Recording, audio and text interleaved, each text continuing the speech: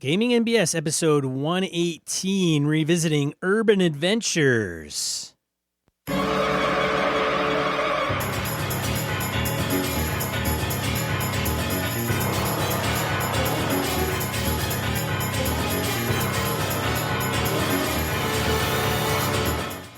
Welcome to Gaming NBS, a tabletop RPG podcast. I'm one of your hosts, Sean.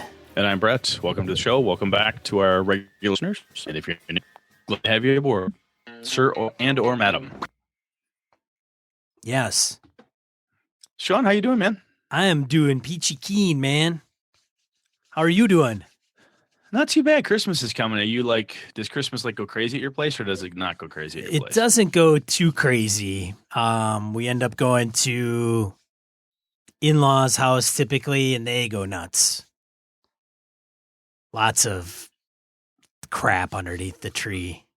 See, for me, I have a dry run come Thanksgiving, right? So all 5 of the kids come back home. The 2 that are away in college, they kind of descend back at the house. There's a short Thanksgiving stint for warm up. Then they go back to college. Everyone goes back to school, and then boom, they're going to come back and crush us for a bit during Christmas break. So lucky for me, there's plenty of opportunities to get some gaming done. I got some EverCon work, and there is still hunting to be had. So if I've had enough of the kids, I can always go retreat to a tree stand somewhere where no one can find me. It's always nice. Nobody can find you, huh? Well, not as easily. Although I usually, unfortunately, still have decent cell reception wherever the hell I go. I see. All right. So announcements, eh? Yeah, eh? Getting all Upper Michigan on us here. Evercon.org, we have pulled in the Last Hope LARP. It's a Wisconsin-based LARP. It's a great crew of folks. They were at Gamehole Con. One of the cool things that they do is they're very interactive. They will have, their orcs will be milling around throughout the con, other participants stalking them. There's combats. There's all sorts of cool stuff. It's very interactive for the folks who are at the convention, who can get in, train with them, work out with them, and all that good stuff. So pretty cool. We're looking at, I think we have, if not at, we were pretty damn close to, maybe even over at this point, 200 ticketed events and lots of space for open gaming. So this is going to definitely be the most event-filled EverCon that we've ever had in over 15 years. So That's it should be crazy. Cool. Yeah, it's going to be neat. We've got plenty of we have video game tournaments. We've got Badger State Games, which is part of the state game stuff. We've got a couple of tournaments there, like Ticket to Ride. People into that. There's a bronze, silver, and gold for Badger State Games even. So it should be pretty freaking cool. It's going to be a lot of fun. It's going to be a hell of a lot of work for me and my team, but I'm actually really looking forward to putting my time in running the convention and having some fun meeting folks. So that'll be fun. I hope we get some BSers out there. Come game with us. If you're running games, great. Even if you just come to play, hang out, shoot the breeze, and whatnot. So evercon.org, evercon.org. Check out more details there. Were you going to say everton.org? Was I going to? I don't know. I think I don't think so. Oh, maybe. I hope not. That'd be rude. All right, random encounter. Okay. Random encounter. Talking about emails, comments from listeners. Brett, you go ahead. Sure. We've got Michael Drescher up front. He says, as far as creative spellcasting is concerned, I'm all for it. Just as an example, we were in a pirate's cave after looting a giant skull, and hundreds of skeletons were good Lord, Sean just changed the font on me there, threw my mind off. Gotta get bigger. Gotta get it bigger. Michael Drescher's font should be bigger. Yes, it should. And it's got a very impressive font. Have you seen it? Anyway, hundreds of skeletons were... Oh, easy, Gus. Where are you? Come on. Closer. That's not it. God. That's not it at all. Gus doesn't know anything.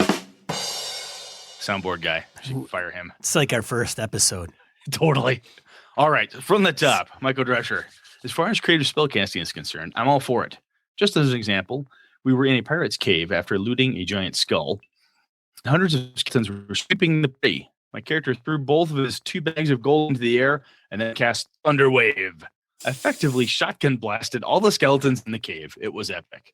Oh, that's cool. So basically using Thunderwave to catapult all the gold pieces as projectiles. I like it.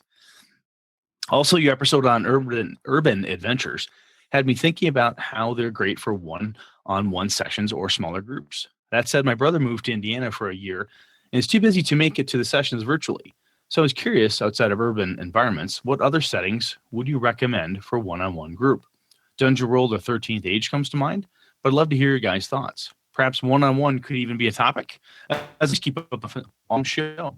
Oh, P.S. Michael won the campaign coins giveaway. So he can't wait to incorporate some tactile currency into his games. That should be pretty freaking cool. So there is a Cthulhu Confidential, which I believe is the first version of Gumshoe 1-to-1, which is specifically designed by Robin Laws for one game master, one player. So that's, I've seen the postings out on Google Plus. I don't know if it's live as in purchasable yet, but Pelgrane Press should have the full details on that, and most likely be on Drive Thru RPG as well. Sean, have you run games for like a really teeny group, like 2 players, or just you and 1 player? Have you done that? I've run them for myself. Which is crazy when you flip a table, you're yelling at yourself about the rules and you don't understand anything. I have not. I mean, I've run probably for 2 players. I don't think it's gotten any less than that. You know, we talked a while back about like large sizes, how from a table perspective, I've had 13, 14 players at a table, which is basically like a small LARP. But it would be it might actually be an interesting thing to mull over in the old noggin as to, is there a minimum for certain games? Do certain games have a minimum that actually make it fun? Like, can you have a good time playing first edition AD&D with like 2 players? I don't know. Is the game, how much extra work is it to make it work, and so on? So, interesting. All right, Sean. I think you did this to me on purpose. You can do this. What'd I do? We're talking about an Australian accent here. Oh, here we go. Next one's for you. Goblin's Henchman. Right. So just a quick comment on Sean's Aussie accent. Having once lived in Australia, I can vouchsafe for the authenticity of Sean's accent. When Sean speaks, it is as if I had been teleported back to Sydney Town Hall Station. The only thing missing is the occasional bonza mate to give it the true ring of the dinky die Aussie. Nice. As for Foster's, they drink it by the bucket load. Any attempt to say otherwise is a trick to prevent you tapping into their treasured amber netgar. I'm sure Pure Mongrel will stand shoulder to shoulder with me on the above comments. P.S. I applaud Sean's multiculturalism. One episode, I believe he said arse in place of the ass in the U.S. parlance. Bravo, sir. Next, a British accent? One step at a time, I say. let's try not to make everybody mad. I've given this a little thought, and I think one of the patron levels is going to be Sean does an entire episode in an accent. Okay. Except I'm really bad at certain accents. Like? I don't know if I could pull off French. Okay. Basically, we may end up sounding like a horrible Americanized version of a Monty Python skit is what may end up happening. True.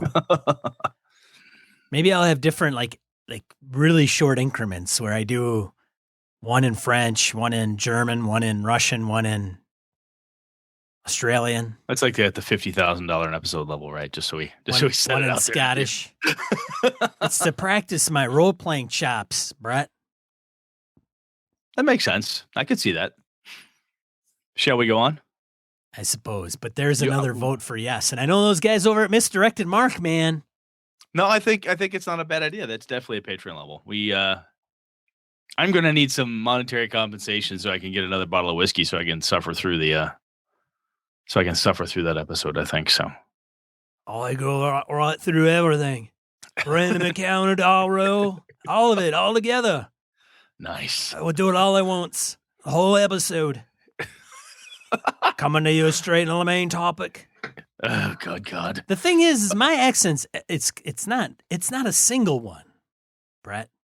Because somebody was going to go be like, that's not Australian, that's not New Zealand, that's not English. It's an amalgam. It's an amalgam, right? I'm a melting pot of accents. Correct. That's what you did in the Trail of Cthulhu game I ran. That's right. It was the same accent the whole way through. We couldn't quite tell what it was, but it was him. It was that guy. That's right. It was your character every time he spoke. That was him. Yeah. That's pretty cool. All right. Next up, we have Patron Christian Sexy Voice Serrano writes in, says, loved your urban fantasy episode. Listened to it before going back to episode 115. One method I use for managing campaigns in an urban environment is to mind map the NPCs, the relationships, their desires, conflicts, etc. This allows me to easily pivot when players impact any of those elements, as long as I know what motivations the NPCs have and what resources are at their disposal. I can adjust the reactions and behaviors accordingly. Don't underestimate the ability to have swashbuckling action or cosmic horror in a city environment too. With respect to sleeping in the streets, homelessness can be a reality for the PCs. There are underground locations, abandoned warehouses, alleyways, or even rooftops to sleep on if they need to hide rather than stay in a comfy inn. Good stuff, Christian. I like that. Sean, next one's for you. Crimfan comments on an Urban Adventures. Speaking of urban adventures, folks should read Michael Moorcock's Gloriana. Is it Gloriana? Gloriana. I've not read this one, so I don't know offhand. And the novel he wrote with Storm Constantine, Silverheart. Gloriana is loosely based on Elizabeth I's Elizabeth I's England by way of Spenser's The Fairy Queen, with some really grand ideas for a mad dungeon under the palace. Silverheart has its issues as a novel, but it has tons of great ideas that are really ripe to be mined for a campaign. I tend to think that Lankmar is a great source and totally worth reading, being a classic set of stories. Farford and the Mauser often leave Lankmar, but they always seem to return to it, and some of their classic tales are set entirely in the city. The Sarantine Mosaic by Guy Gavriel Kay takes place almost entirely in a fictionalized Constantinople of Justinian's time. GGK, as Guy Gavriel Kay, has a fantastic Chinese series too, Under Heaven, etc., that dwells in the capital a good bit. Nice. So some reading Appendix N in not incentive, inspiration. Absolutely. I have not read Spenser's The Fairy Queen since college. I did that. As an English major, that was kind of thing I had to do. But there's definitely some good stuff in The Fairy Queen, if I remember right. So I have not read as much Moorcock as I probably should. So this is a good idea to go back and grab onto that. Sean and I were talking a while back about kind of what it is, what books or whatever it is he and I are reading as of late. So that might have to be something we'll have to come up with our own little gaming and BS appendix and kind of what we're reading for inspiration. My reading is terrible. Like I just heard you. Well, I read terribly, and I don't read a ton of novels, which I've gotten away from. And when I did read novels when I was a kid, I many of them I didn't finish. Like I would start, I'd get 3/4 of the way through, and then it would just wah wah. Good Lord. Wrong pipe. Right over there. I just, the concept of not finishing a book just got me. Oh, is that what it was? Got me a little crazy there. That's all it took? So do you read one book at a time or do you read multiple? Oh, I do one book at a time. Most of the times I'm reading rule books or setting books. I'm in D&D or RPG or whatever. Because for me, when I'm reading a novel and I get bored with it, then I'm like, I'll put that one down, start another one. I think I have like 5 or 8 books going now. I've done that too. Like start it, it's boring, then just put it down, pick up another one. Then I had a bookshelf full of novels I never touched, so I had to get rid of those to half-price books, and then I'd go to half-price books and buy like 1 or 2 and go, oh, I'm going to definitely read this, and then never read it. Yeah, rinse, repeat. Rinse, repeat. Yeah. It's just an ongoing thing that always happens. Yeah. Cool.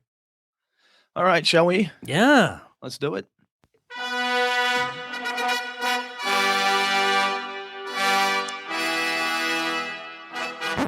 What? Urban Adventures Part 2? What's this all about? Well, enough people have talked about it, and the mongrel and Fielder's like, wow, it looks like maybe there was some more gold or copper to be pulled out of that particular mine. So I thought we'd come back.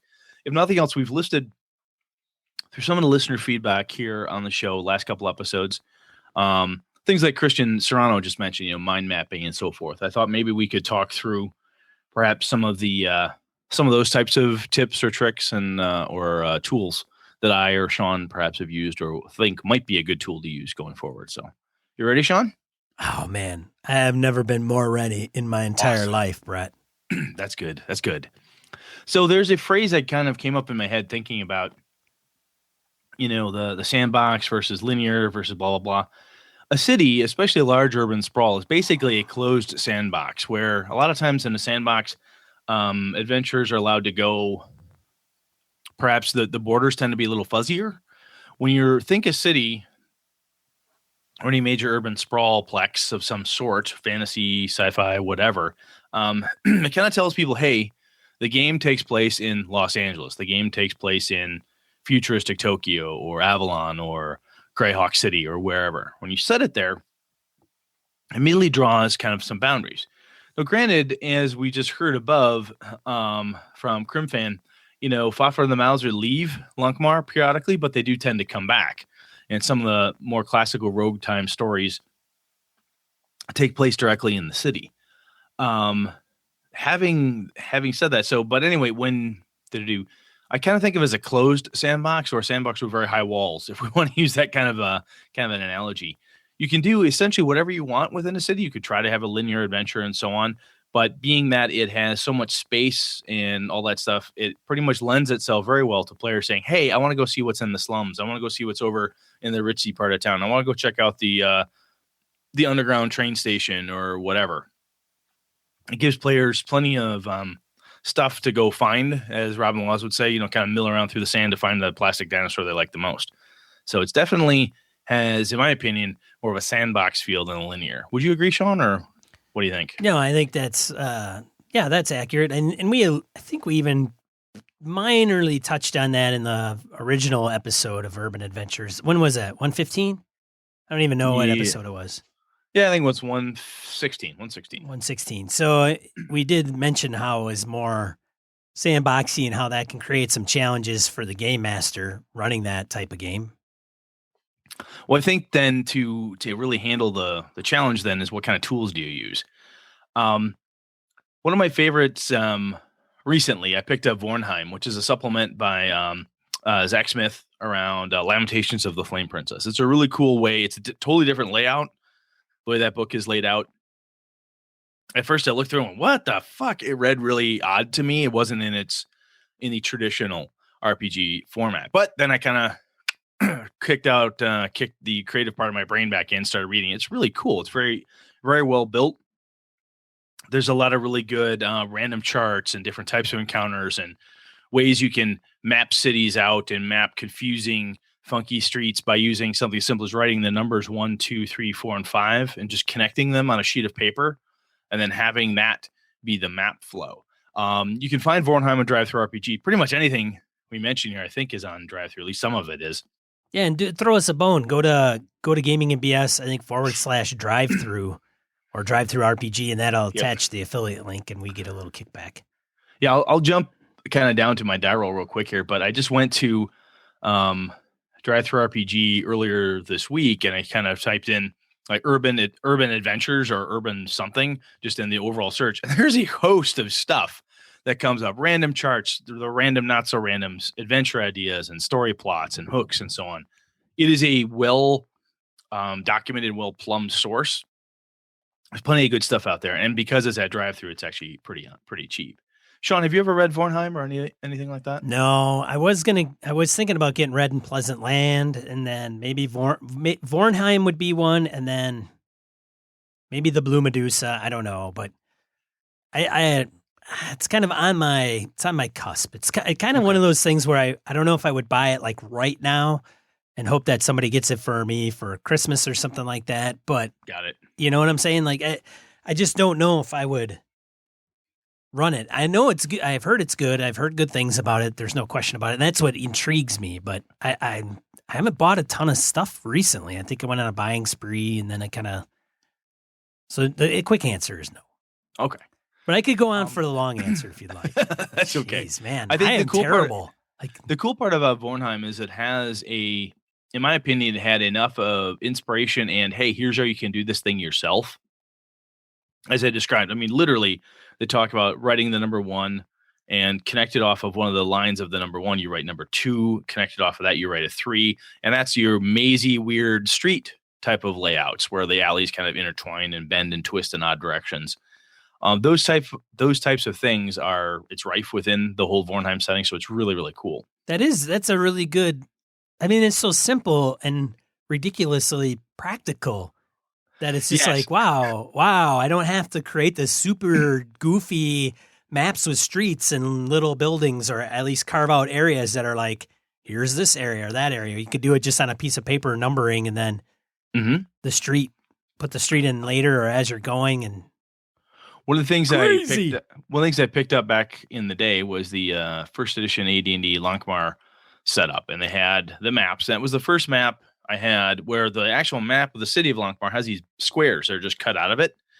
In the back, there are geomorphs of neighborhood sections, and you can all plug them. It's a square, so each north, south, east, and west, each of the quadrants have a street that comes off of it and various different alleys that no matter how you twist those geomorphs, as a geomorphs are wont to do, you can plug them together and make different unique sections of the city. I actually built the entire dockward of my Avalon setting.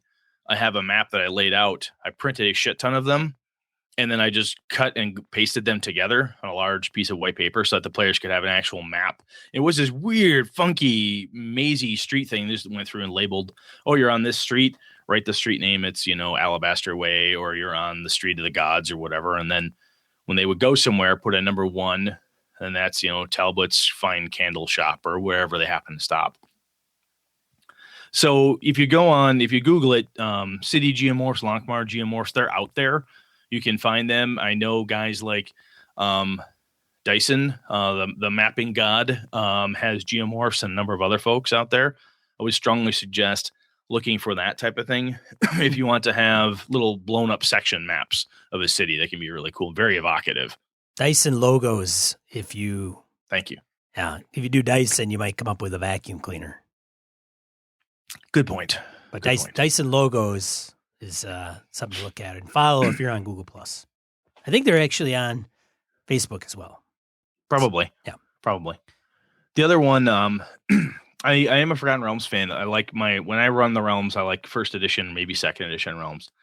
But the Waterdeep supplements, one of the reasons I got a hold of those was the same reason I picked up the Undermountain stuff, is because I wanted big goddamn pre-made maps.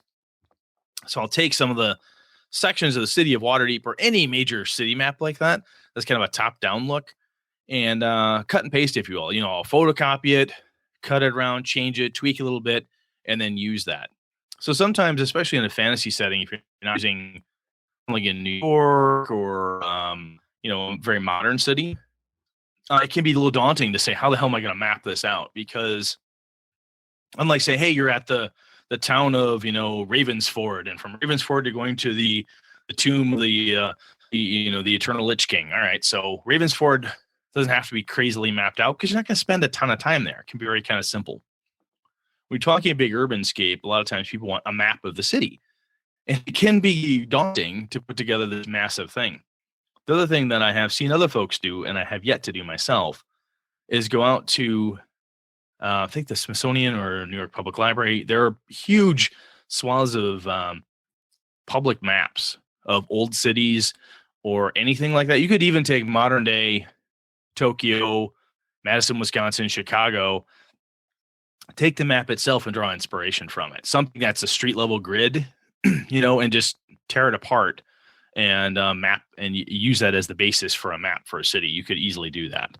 And I think one of the things that freaked me out when I first started doing chunks, when I first started mapping a city, was like, how am I going to build all this? So what I'm going to say, the other thing that an actual city, looking at like a Chicago or a New York or Milwaukee or Twin Cities or Tokyo or whatever, when you want to have different sections of a city, how do the streets flow and fold near a riverside? What would a temple district look like? What would it look like downtown by Wall Street or something along those lines?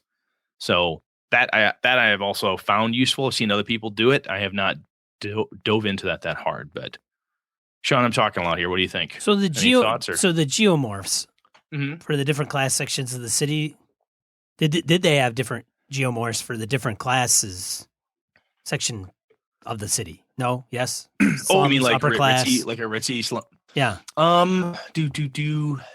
I'd have to call those back up. I don't recall. That would be interesting. I know some of them had like a market. There was one that was called like market, and there was more places for market stalls and so forth. And there was a ruined temple. So they were, and one was like a waterway. So they were labeled like that. I don't recall them being like, rich, poor, docks or something along those lines. But they were labeled out in some ways. Oh, I need a market space. Boom, here's a market geomorph. You could use that. Gotcha. Christian was wondering. Does that make sense? Yeah. They're pretty, like I said, they're pretty handy. And even I took a bunch of them, just printed them all out, cut them, formed them up on a big piece of poster board, and boom, I had the map of Avalon, at least the dock area of it. It was pretty cool. So that's kind of your large scale. What the hell does this thing look like? And when I say I only did the dock section, the south ward of Avalon, was because I wanted to start the city in that space the adventure in that space. Yeah, they could start to adventure out past it, but once they left that area, then I would add in more maps or more whatever it is. I didn't kind of the old Dungeon Master's trick, like don't map out everything ahead of time because it's fucking crazy. Just simply go forward and map out what you're going to use in the immediate time. And the other thing that happens is maps, in my opinion, do a couple different things for players immediately. Oh, the adventure takes place within these 4 walls. And then the next thing they think of is, I'm going to fuck up the game master. I'm going to go outside of these 4 walls. I want to push outside. What's outside this map, So it forces them to kind of want to explore what's in front of them. And then also they know there's more beyond and they want to see more of it. So maps are pretty cool like that. So that's kind of what the physical layout looks like. Now, the other piece, though, and Christian mentioned this, is the concept of the mind map. Now, Sean, do you know what a mind map is? Am I right? Lots of pictures, lots of lines. Not pictures, little bubbles. It's basically, the reason it's called a mind map is because if I were to map out how I want the city of Lonkmar to be run or what I want in my big city, my mind map is not going to match Sean's mind map because it's his brain versus mine. I have no mind. Yeah, his is a large blank canvas with grids, old school blue grids. It's really cute.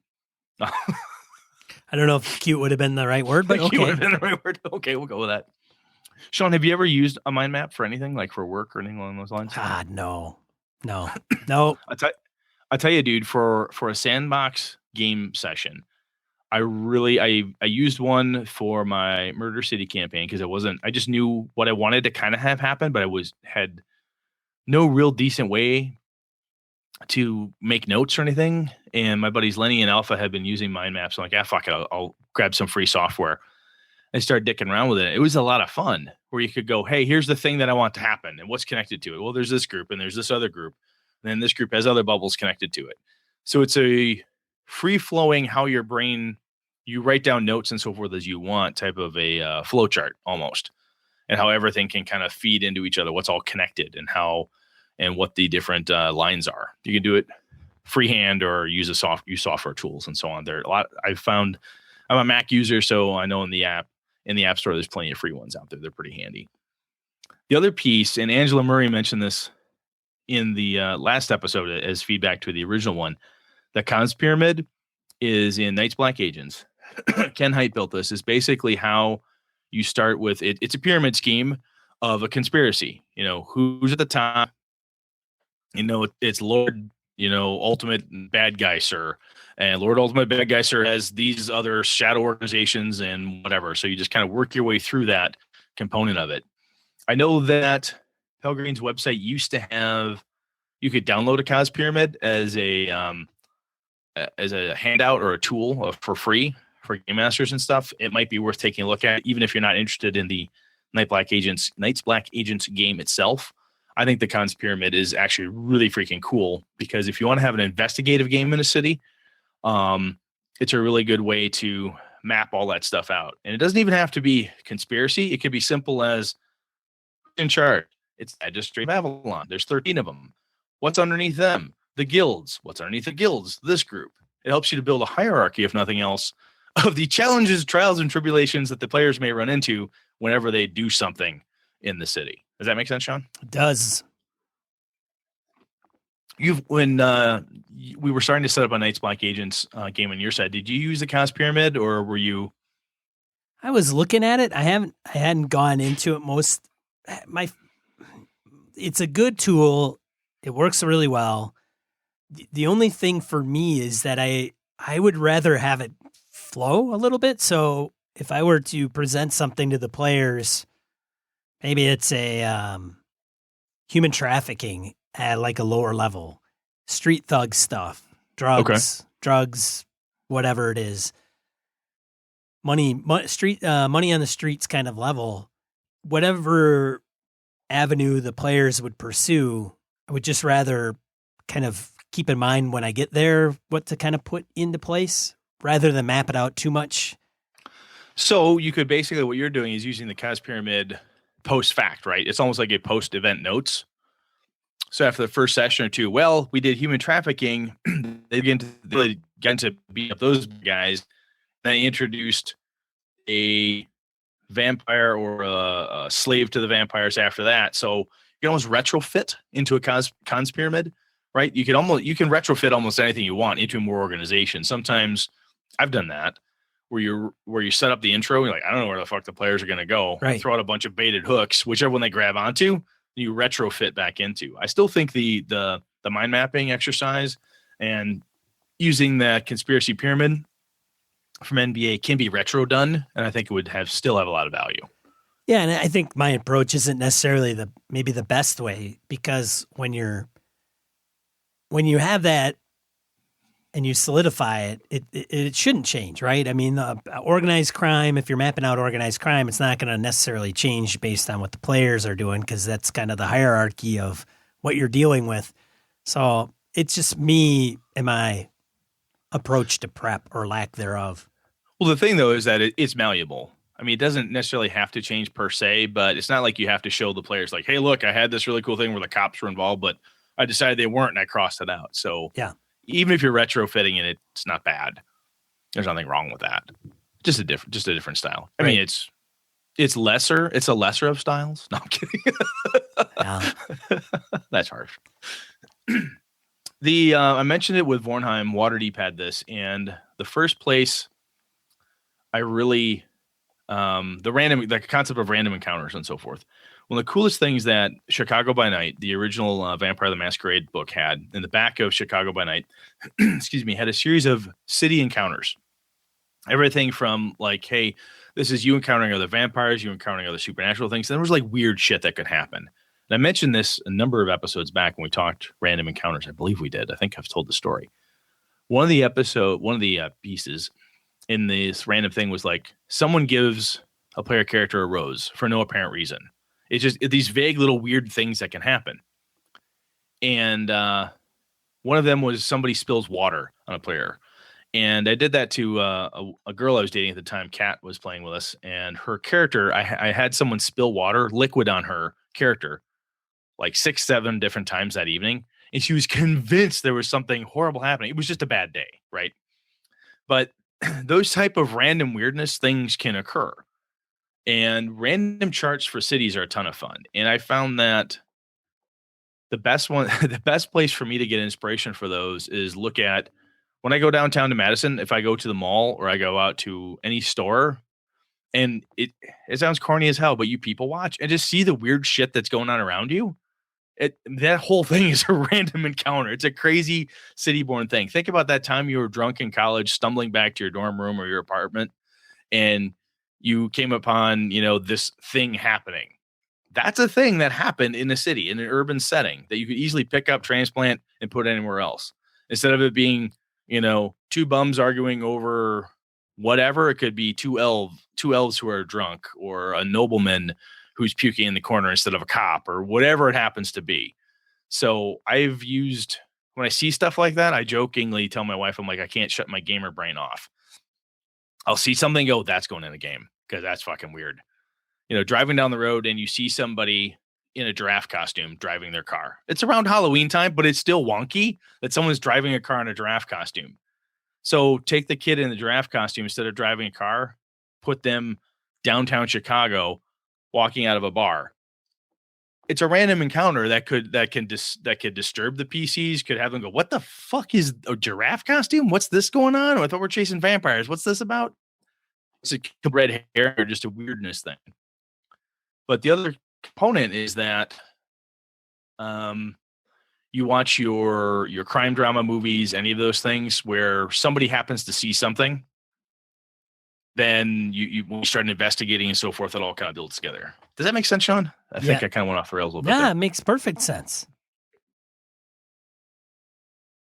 Because I just, especially urban, and it doesn't even matter the size of the city you're in. Sean, you still there? I am still here. Okay, you went black there for a second. Oh. Doesn't even matter the size of the city. You could be in a small town like my hometown of Wausau, Wisconsin. You could be in Richland Center, where I'm at now. There's not a lot going on. But thinking about in a modern setting, there are kids delivering newspapers. There are cops on the street. There are things that happen constantly. And to make a city, an urban setting, be alive, even a fantasy setting, one of the other pieces that comes to me is, so I'll take my Avalon setting, for example. I have the Griffins. The Griffins are the name of the city guard. There's different variations of them throughout the different quadrants of the city. But what does a squadron of guardsmen look like? There's approximately 4 of them. They have their tabards. They have the Griffin emblazoned on them. They have these bills with a hook on them where they hang a lantern. They've got a bell and short swords and blah, blah, blah. Just a simple thing like that, saying this is what the town watch looks like. Because your adventurers, they're going to run afoul of the town watch. And understanding what a regular group of them looks like, then that led me to think, so how does law and order work around here? Do the Griffins get to do whatever they want to do? Which led me to a street saying, which is, pray the Griffins don't have a rope. If you get caught in your wrong part of town, it's just, you know what, hang him. Because they can do that if you don't bribe your way out. Dang. Yeah, it's a nasty town. But, if you set up kind of God, I'm jumping all over here. My apologies. But when it comes to law and order within a city, we talk kind of about what a city physical layout looks like, random encounters, pyramids of conspiracy, or how things are laid out in mind mapping. When you get tactical, though, is when you need some of the details. And some of them, to me anyways, hey, in my vampire cities, you're like, okay, it's a gothic punk setting. You can bribe the cops. Okay, that's a standard. So to break the standard, periodically someone tries to bribe a cop, and you run across the one cop in Chicago in the World of Darkness setting who will not be bribed. That's fun. You have your standard, and then you have the man or woman who breaks that standard. And in Avalon, you have the one Griffin, and she refuses to be bribed, or she's overly, concerned with process and policy. And the other people with her, they're like, Mo, what are you into that? Why, and there's always an argument or whatever. But those tactical components, you're going to have to come up with at least bucket items, right? The guards easily bribed. This kind of goes into the mind map concept. The guards are easily bribed, occasionally difficult to deal with. Are they more common in the rich areas of town? Don't care about the docks. There's gangs in the dock ward, multiple thieves guilds, and so on. When you get those bits of just something that vague of a statement, so when the characters go out and they leave an inn or a tavern, trying to find the next piece of information, and I look at Sean and say, well, I'm kind of down by the train yards. Are there any hobos or anybody around here? Because you've answered some of those big box questions, like saying, hey, is street crime common? Is homelessness a problem? Is it a modern setting? Yes, there's some hobos down by the train station. And even if you make that stuff up on the fly, my advice is, I've started doing it more now because my memory isn't quite what it used to be for back in the day, is I'll make a note. They met Sam the hobo, and he lives down by the train station. And then he mentions the fact that, the hobos get together every night for this barrel fire over by this other thing. Just keep taking all those notes, and then it just starts to grow that section of the city a little bit more. Sean, have you done anything like this? I'm totally running over you here, dude. So no, I think that they're good, they're valid, they're things to keep in mind. But if you end up going too much into the patrols. You get into too much of the staff at the bar, tavern, people throwing water on people taking a leak in the alley that people are running into. I think all that stuff brings an urban setting alive. No question about it. Mm-hmm. But I think you also, and so I think if that's kind of the focus of the topic is to make that happen and kind of flesh it out and make it alive, then great. But it's also going to have to be where you got some pretty meaty plot associated with some of that stuff. So, tying in that person that's taking a leak that may be a politician in the city and you guys come across them and then 2 days later they find him dead, or the next day they find him dead. Exactly. Right. So you got to kind of propel some of those minor things. The Griffins are a good organization, but maybe there's a couple bad corrupted folks that are in there that has to deal with the politician that got murdered, and they're investigating, and all of a sudden you start connecting the dots, and those two guys or NPCs are involved in the most recent 3 murders, and they haven't closed any of the cases. Yes. You know what I'm saying? And then you start connecting them to the underground. That's all great stuff. And then, because I think a lot of what you're saying is good, solid flavor, color, especially for an urban setting, but also having that kind of main plot points that you're connecting these people to, which I know you're alluding to with the mind mapping. No, you're absolutely right. I'm glad you brought me back to that. So the other component here is too, because it's a closed sandbox, investigations that you're doing, somebody else is also doing it, right? If you're investigating a crime, somebody is also looking into it. Even if it's just half-assed, somebody's checking it out, right? There's everything that's happening in an urban setting has immediate impact. Forrest Gary mentioned this in one of the feedbacks we had, I think it was last episode. If you drop a fireball, you blow something up, automatic gunfire, there's immediate blowback to that stuff, right? And tying that blowback, even if as you alluded to, right? So tying it back to, hey, the player characters got too close. I look at my pyramid and say, well, they're getting really close to figuring out this next thing. So this group is going to amp up the danger, right? They're going to start. That's it. The player characters brought automatic guns to the knife fight. Guess what? We're going to start bringing in SWAT teams. We're going to find out where they live. We're going to start kind of take the fight back to the player characters. Everything matters. And the reason I guess I was kind of picking into the flavor components is your NPC relationships, at least in my opinion anyway, in an urban setting, have a lot more day-to-day value than they do kind of in a globetrotting setting. If you're going from place to place, you show up in Ravensford, you meet a cool smith, you could spend 5 minutes talking to him. Yeah, he had a cool Scottish accent and we moved on. Or he sounded like he was Hungarian and we moved. Or she was, the greatest dwarven smith of her day. Great. When you're in a city, you're in an urban setting, these people, they're there all the time. This is where they live. This is their home. When you're spending a considerable amount of time there, all those NPC relationships matter a lot. And to me, they need to play, even if just as distractions, but they're connected to the main storyline. So to your point, main person of the city is murdered. The guard starts looking into it. The cops start looking into it, whatever. The players happen to be there. They get questioned. They're questioned outside of the donut shop they always go to. And they know this person.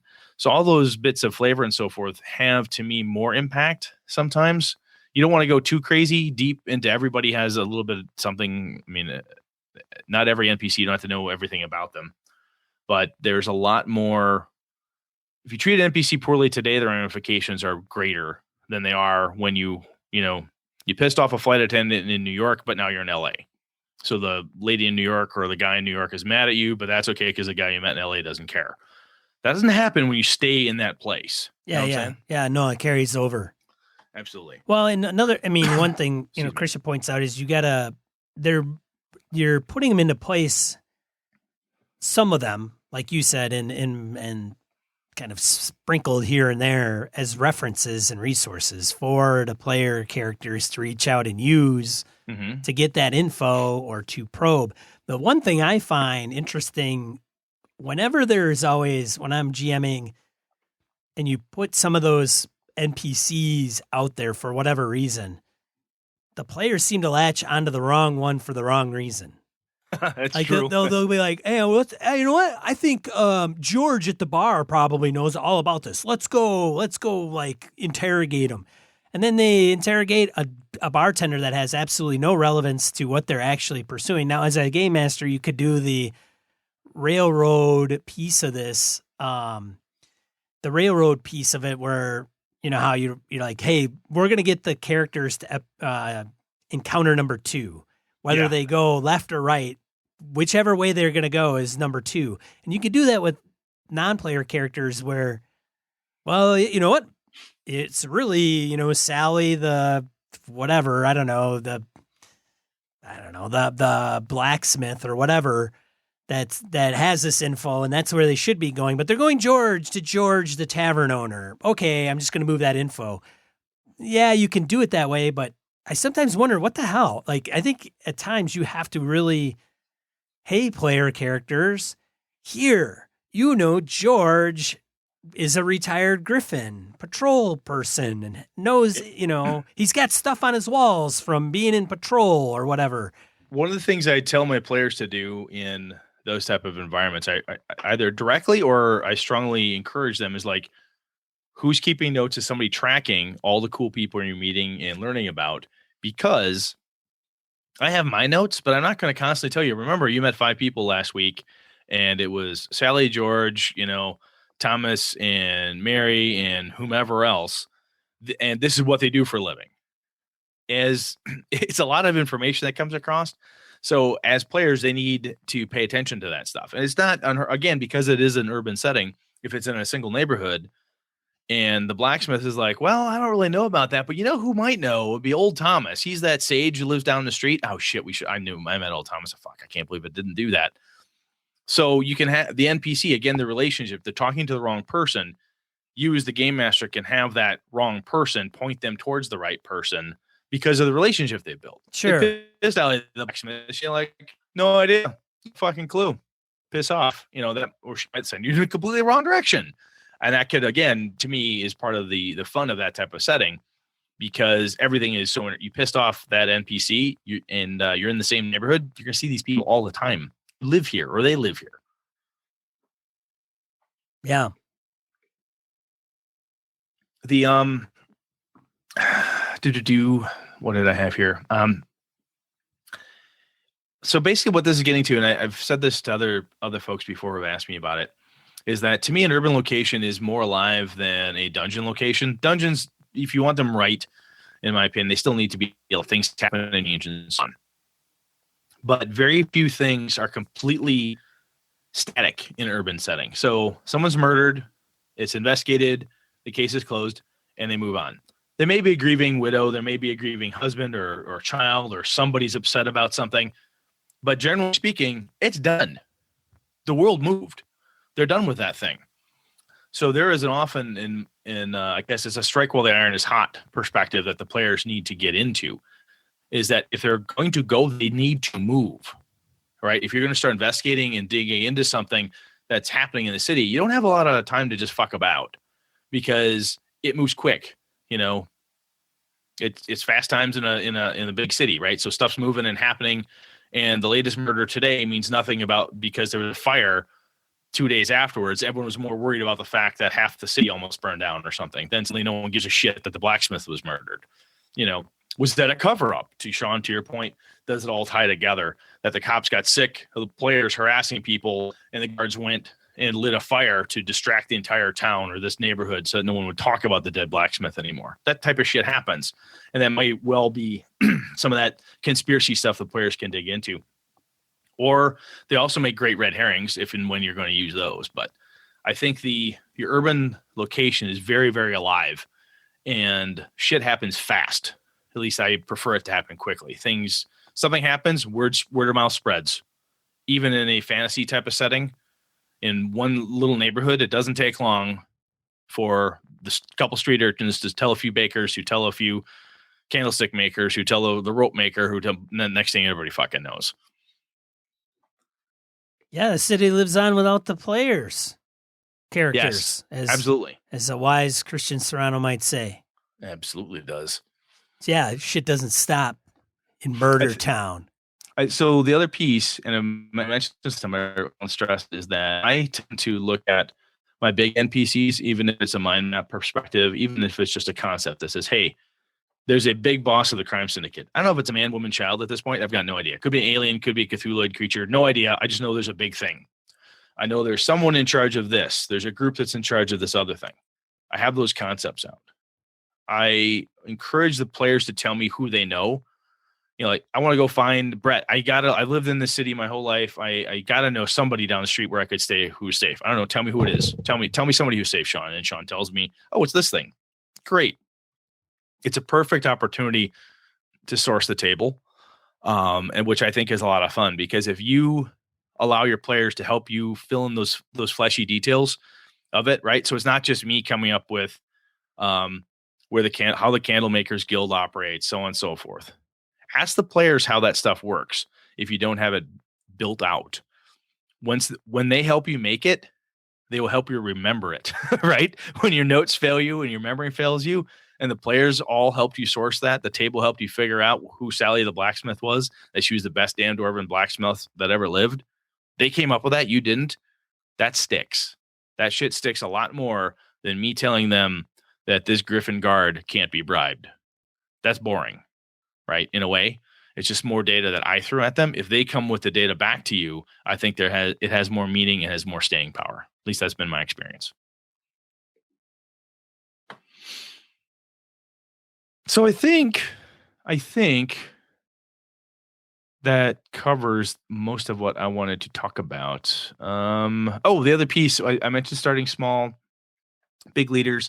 Oh, when we talk about flowcharts and mind maps and stuff, an important piece to remember is, in a city or in a small area, your big leaders, your movers and shakers, what do they think about each other? They may have totally Sean and Brett. Sean may think Brett's a cool guy and Brett can't stand Sean, or vice versa. And you all have to work together, though, in the city. So when you go to talk to Christian's character, and Christian's character NPC says, no, Sean and Brett, they're great guys. They're awesome. They're totally fine. And on the backside, we have been working to undermine Christian Serrano's entire enterprise, but playing really nice to his face.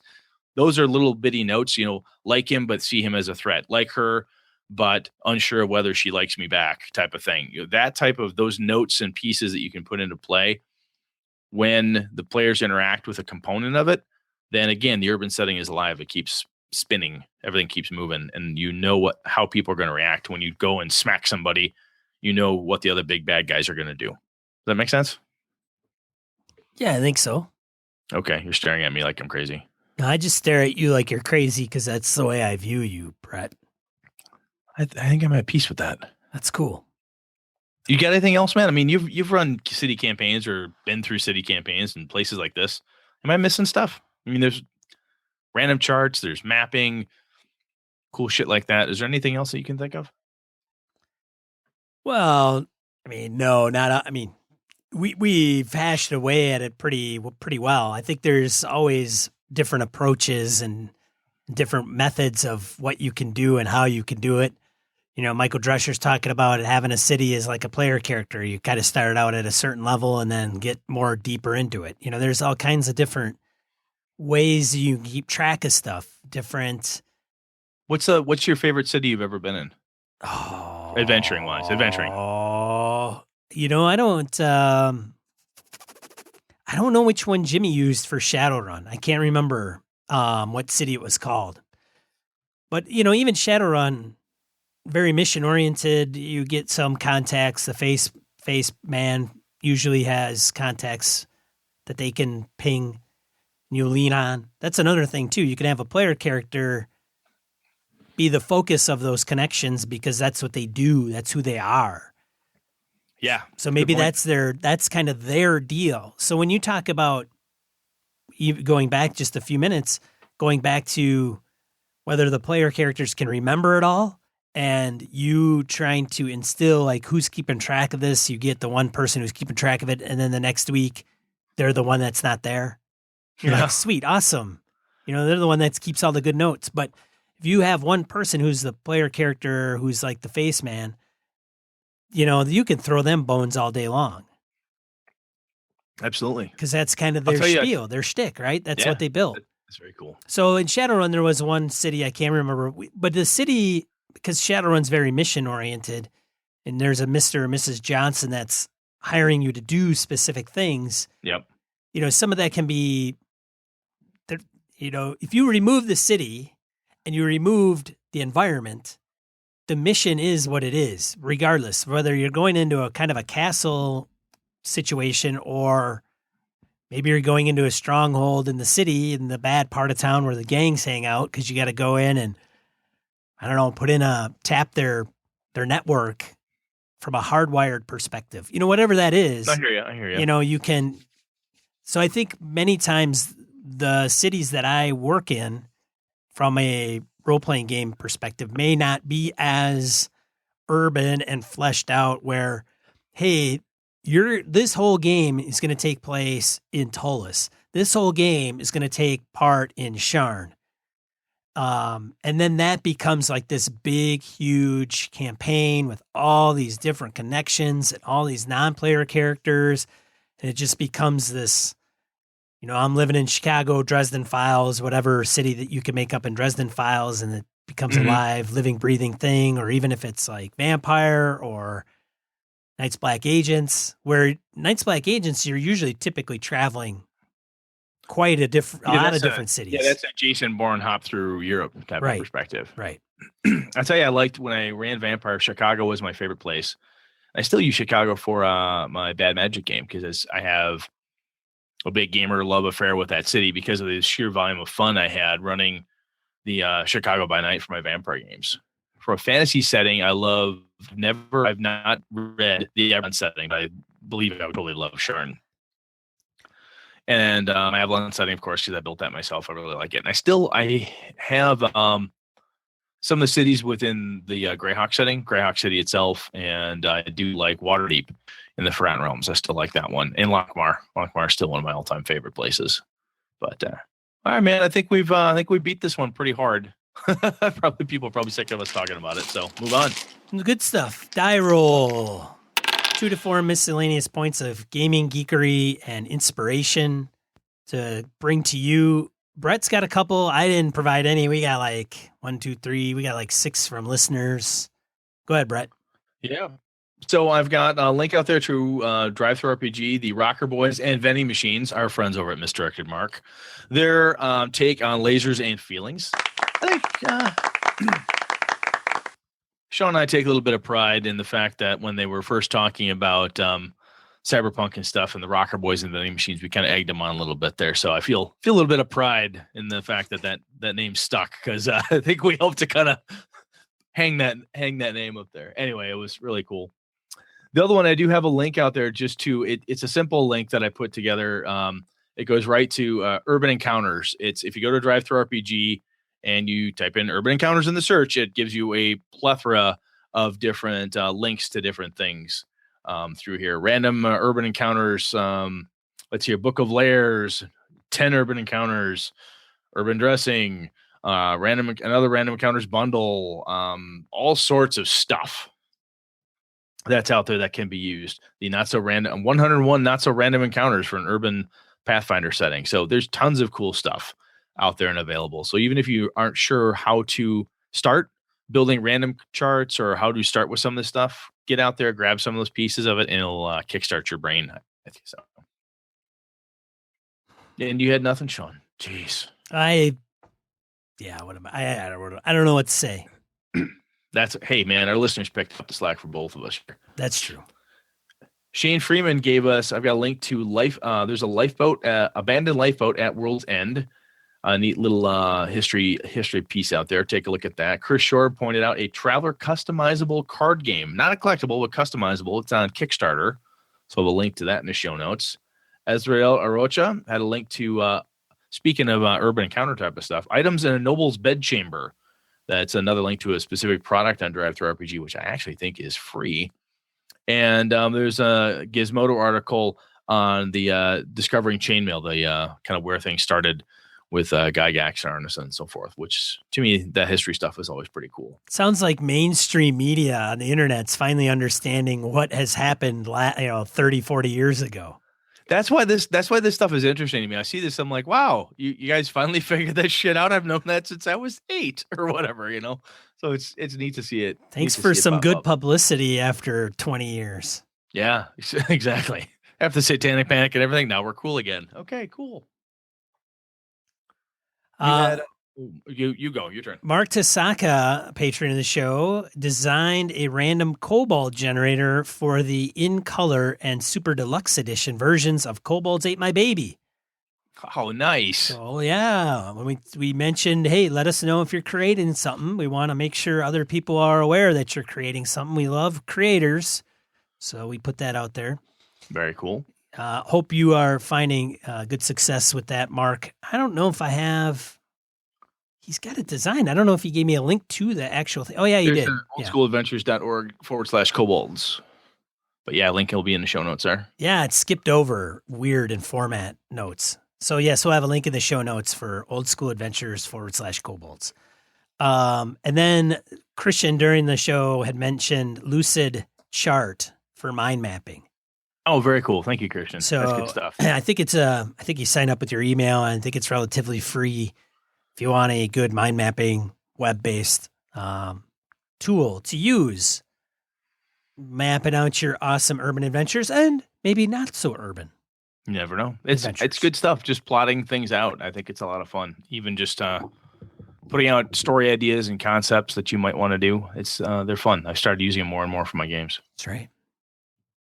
Yeah, I think that's it for the show. One last thing to say is if you're not doing anything in November of 2017, get your ass to GameholeCon.com. Sign up if you haven't signed up already so you can get notifications of when things are going down. Like they're actually talking about adding some official gaming on Thursday. Did you see that? I did see that. So yes, new news recently in the last week. If you are signed up, you already know this. But they are adding a 3.5 day. Yeah. Not fully a 4th. So they're going to actually have events, I think, on the grid starting Thursday late. And I don't know if that's noon or at 3. So what Alex and the boys are doing, Sean, is they're basically cutting one more day into our PTO allotment for the year because we're going to have to take more time off to make sure that we can be there for all this cool stuff. I'm not a world traveler. I don't go to Disney World. I don't plan summer vacations. I take off 4 or 5 days for a con.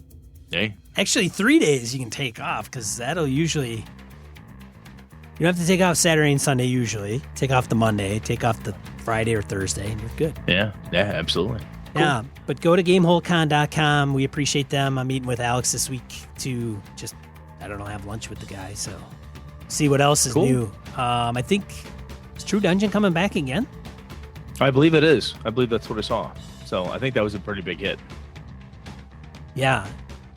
And then they also published that they donated to their charity, Friends of Ferals. So every year they've had a different charity. I don't know what it's going to be for 2017. But they do the Dungeon Bastard event as a big part of that generator. Yeah, they do. That's always a fun event. I missed it this last one, but the one previous one, you and I were on the judge panel. That was a lot of fun. Yeah. Otherwise, 119, I think we're still talking about what we want to do. Yeah, we'll figure out something. I'm not quite sure. This urban adventure thing really got me. I love talking about it because it's one of my favorite settings to put adventures in. So hopefully I'll be able to shut up about it for a while and we'll talk about something different next episode. I think people have suggested holidays. Yeah, we got holidays, planar travel, and all sorts of stuff. So we'll see what we can figure out. We got good stuff. We got good stuff coming. Right. Excellent. All right. Well, so this has been another show of Gaming and BS. I'm one of your hosts, Sean. And I'm Brett. Good night and good game and all. Episodes of Gaming and BS come to you with the help from the following patrons. Christian Sexy Voice Serrano, Kevin Lovecraft, Joe Swick, Brett's Biggest Fan, Jeff Rademacher, Forrest DeGary, Mark Anthony Benedetti, Bruce Cunnington, Eric Jeppesen, Andy Hall, Misdirected Mark Productions, Sean Nicholson, Tim Jensen, Chris Steele, Old School DM, The Knights of the Night Crew, Palladian, Jason Blaylock, Remy Bilodeau, Jason Hobbs, Merkel Froelich, Wayne Lumrunner Humphrey, James Carpio, Not Caprio, Pure Mongrel, Lord Tentacle, Corey Johnston, Eric Tankar, Brandon Barnes, Mark Tasaka, Brett Pazinski, Tim Shorts, Eileen Barnes, Chad Knight, Dan LaValle, C.W. Mellencamp, Nicholas Abruzzo, Victor Wyatt, Tony the Butcher Baker, and Craig Huber. For the cost of a coffee shop coffee, you can support the show for an entire month. Visit gamingmbs.com/Patreon. That's Patreon. Thank you.